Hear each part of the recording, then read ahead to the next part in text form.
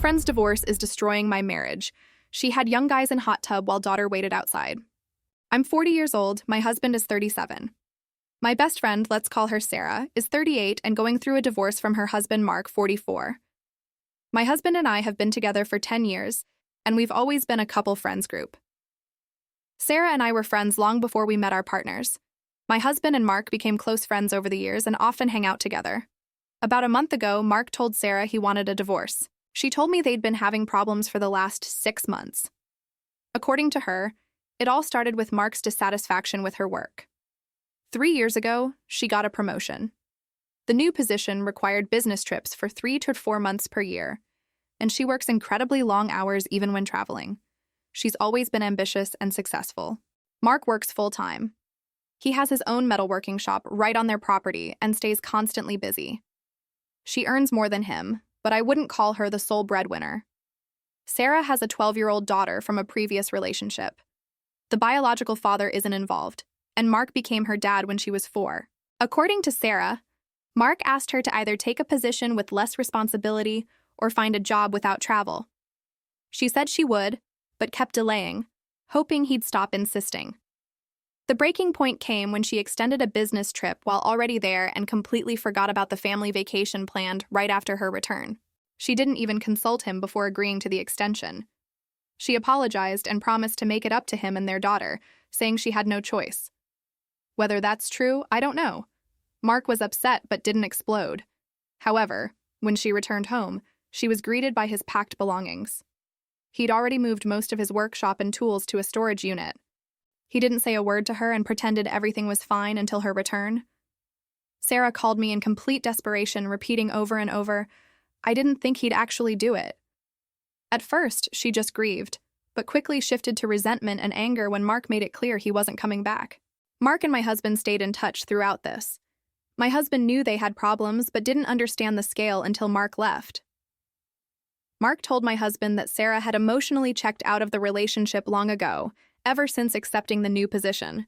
They no longer spend time together as a family. Sarah doesn't make time to talk to them, always traveling. He apparently asked her a couple times to send nudes and sexy messages, but she refused, even though she found time to hang out with coworkers. Their intimacy is gone. He repeatedly told her about these problems and she dismissed him. According to Mark, everything got much worse after one incident. Mark and Sarah had been separated for 3 weeks. Their daughter was shuttling between Mark's apartment and the house where Sarah lived. It was Mark's weekend with their daughter. He always brought her back Sunday evenings. Sarah went on a hard bender and literally forgot what day it was. She was so out of it. This was unlike her. She thought it was Saturday when it was actually Sunday. Mark arrived with their daughter, walked into the house, and saw a complete mess. Sarah had 2 young guys over. They were drunk and sitting in the hot tub.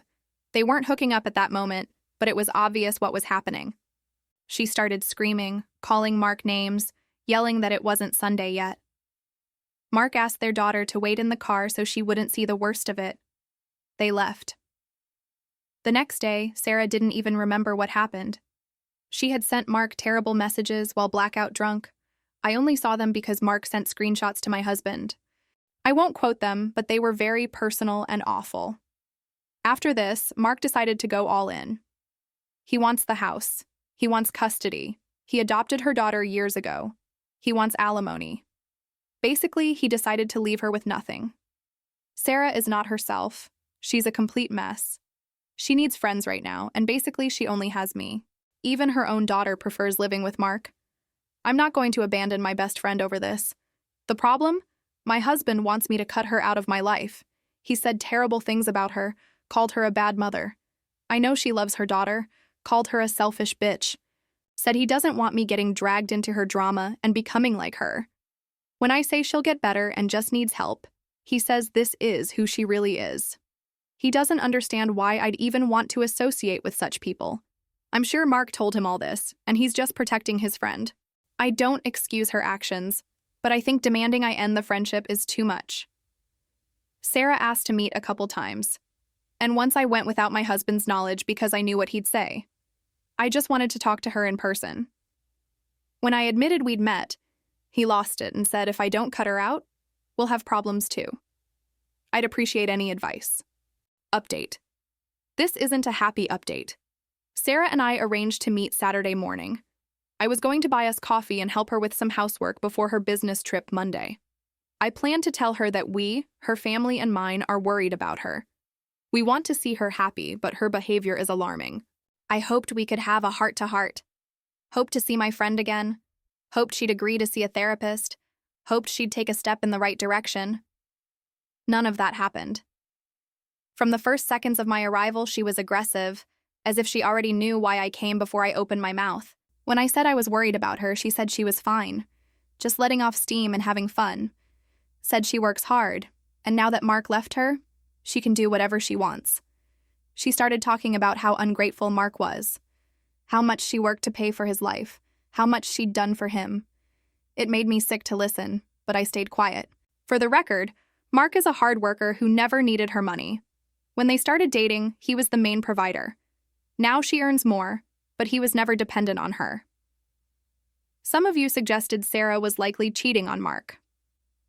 I asked her, and she instantly got defensive, gave that classic line, "I can't believe you'd even think that about me." I reminded her about the hot tub situation and how it looked. She brushed it off and swore she never cheated. I asked, "Who were those guys?" Turns out they were interns at her company. When I asked how old they were, she just said, "They were legal." The way she said it disgusted me, like how creepy old men talk about young girls. It was gross. Whether she cheated before the split, I don't know. I don't think I know who this woman is anymore. Then things took an unexpected turn. While we talked, she was packing for her trip. I asked where she was flying this time. She said Dallas. I didn't think much of it. She'd been to Dallas dozens of times for work. But what really caught my attention was what she was packing. Long pants, hoodies, beanies, jackets, hiking boots. All fall clothes, absolutely not what you wear in Dallas this time of year. I don't think I even saw work clothes in her suitcase. But the strangest thing, a Seattle Mariners t-shirt. She never followed baseball. Never. I wanted to ask, but held back. It was all just weird. She seemed absorbed in packing. Plus, her daughter was coming soon, so I decided to leave. We hugged. I said I loved her and wanted her to be happy. Said I hoped she'd think about therapy when she got back. She answered, "I'll think about it." It seemed like we were ending on a positive note. When I got home, my husband and I discussed how it went, and I told him about her clothes and that weird Seattle Mariners shirt. He also said it was suspicious. But aside from it being strange, we didn't suspect anything until my husband went into internet detective mode. And guess who lives in Seattle and has a profile picture on Facebook from a Mariners game? Her daughter's biological father. My stomach dropped. I checked the game schedule. They actually have home games next week. I immediately called her and asked if she was really flying to Dallas. She said, "Yes, why?" I asked if she was sure she wasn't flying to Seattle to see her ex. She went silent. Probably a full minute of silence passed. I said she better not lie because I'd find out anyway. She confessed, said she contacted him right after Mark left, and they've been messaging more and more. Said he became a different person, that he changed, got his act together, blah, blah, blah. I didn't write about her ex in my last post because it wasn't relevant then. But just so you know, this man is a piece of shit. He cheated on her while she was pregnant and kicked her out when she demanded answers. He hit her, called her horrible names. This bastard said he didn't want the kid. I flew to Seattle, picked her up, and brought her home. She lived with me for a while. She met Mark shortly after their daughter was born, and within a year they were living together. I told her that of all the shit she's pulled lately, this is the worst. I said I was disappointed, that I couldn't believe she'd even talk to this person after everything he did to her. She kept repeating it was a long time ago, that she's changed, and that he wants to see his daughter someday. I started screaming into the phone so loud I think I lost my voice. I told her I'd had enough, said if she gets on that plane to Seattle, not to even try contacting me again. I hung up. She called back and sent one message, but I ignored it. I had no energy left for her.